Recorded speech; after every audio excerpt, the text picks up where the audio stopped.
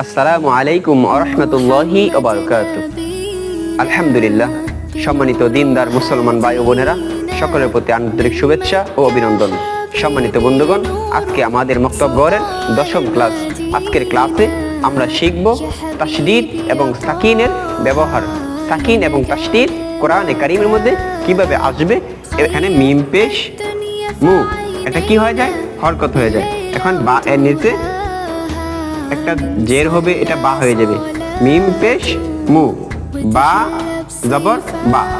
মিম পেশ মু এটা কি? হরকত, কারণ মিমের উপরে এক পেশ এসেছে। বা এটাও কি? হরকত, বা এর উপর এক জবর এসেছে। এক জবর এক জের এক পেশ থাকলে এটা হরকত হয়ে যায়, অর্থাৎ তাদের উচ্চারণ খুব তাড়াতাড়ি করে পড়তে হয়। এখন এই এর নিচে যদি দুইটা নক্তা হয়, আমরা নিশ্চয়ই এটা ইয়া পাবো, কারণ বলা হয়েছে যে কোরআনে কারীমের মধ্যে আরবি হরফ হচ্ছে 29টি হরফ।